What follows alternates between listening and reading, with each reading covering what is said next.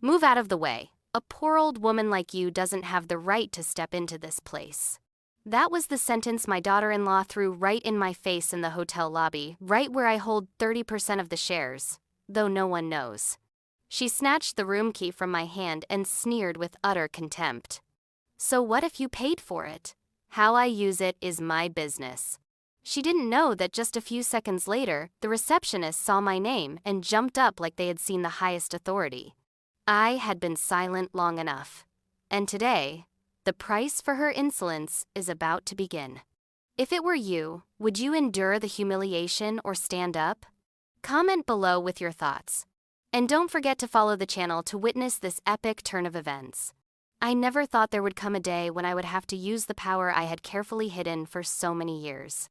I preferred staying silent, living discreetly like a shadow behind the achievements of my husband, Richard Hale.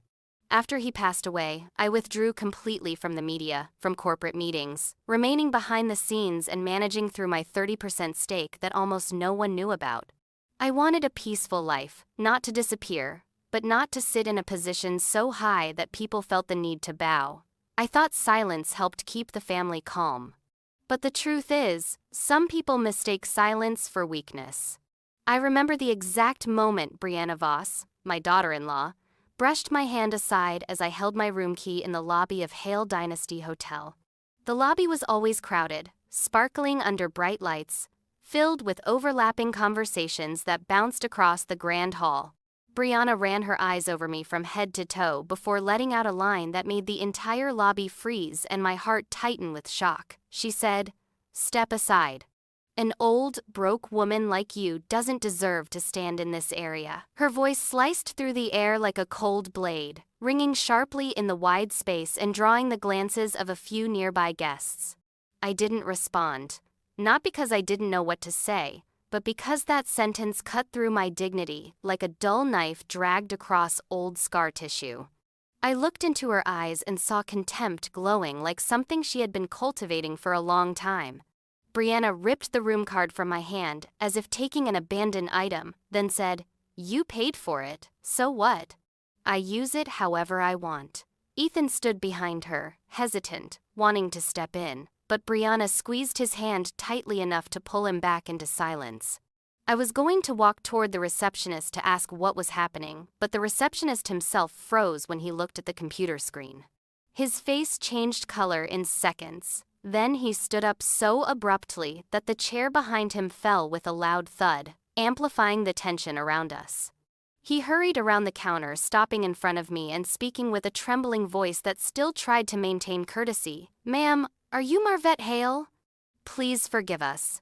We must escort you to the executive level immediately." That sentence stunned not only Brianna, but also Ethan, who stared at me in disbelief. I knew instantly that the truth I had hidden for years had just opened a very large door, a door I never wanted to knock on, but someone else had forced me to walk through. When I was taken to the executive floor, a level I had sat in many times beside Richard during important meetings years ago, I didn't expect someone to be waiting. A man in a black coat leaned against the wall, his eyes sharp as a blade in the dark. He looked at me, tilting his head slightly as if analyzing me. "It's been a long time, Mrs. Hale. I believe you'll want to see this." That man was Mr. 5. Raven, once part of Richard's highest-level security network, and likely the only person who knew I still held power in the corporation. He handed me a small black USB drive that felt cold and metallic in my palm. Raven said, his voice low. "Inside is surveillance footage. You'll want to see it before making a decision." I looked at the monitor when the footage began playing, and I saw Brianna and Damien Voss, her brother, sitting across from each other in a dim room. Damien's face was stone cold, while Brianna's eyes glimmered like a crow hovering over prey. Damien said, "If we trick Ethan into signing, that house becomes ours." Brianna smirked. "She's weak. Just push her a little. That old woman doesn't deserve it anyway." I didn't cry. I didn't shake. But a chill ran down my spine, telling me that my years of silence had become the reason others thought they could step on me. I turned to Raven. He asked one simple question. "Shall we begin?" I took a long breath. I had been silent long enough. and everything was about to unfold in a way they never expected. As I stepped out of the executive room and headed back toward the lobby, I felt every footstep strike the floor like war drums opening a long-delayed battle. There was no more silence left for me to hide behind. No more reasons to let others tear apart the dignity of this family. Every detail of Brianna's expression became sharper the closer I approached. She stood in the middle of the lobby as if she owned the place, though she had nothing but hollow arrogance in her hands. She spoke first. "You're misunderstanding the whole thing." I cut her off immediately. There was no need for more masks. I looked straight into her eyes and said, I remained silent out of courtesy, not fear. My voice wasn't loud, but it was enough to quiet the entire place. People turned, watching us as if witnessing something far beyond an ordinary family dispute. Mr. Raven stepped forward and plugged the USB into the main lobby screen. The footage played in the middle of the bustling hall. Brianna and Damien's faces appeared clearly, and their words echoed through the space like daggers, revealing the truth they tried to bury. "Just get Ethan to sign and it's done, Brianna. She's old. Removing her is easy." The air thickened. Ethan stood frozen, staring at the screen like witnessing a betrayal he had never imagined. I stepped forward, close enough that Brianna could feel the weight of every word coming from me.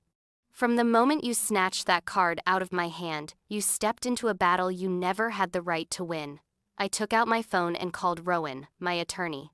"Freeze every asset linked to the Voss family. Lock everything. Not a single dollar slips through." Rowan answered promptly, "On it."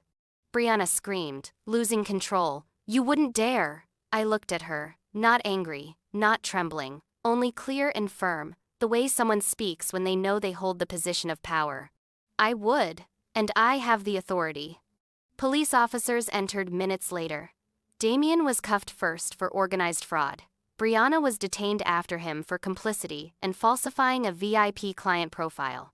She cried and tried to reach for Ethan, but he only looked at her like she was a stranger.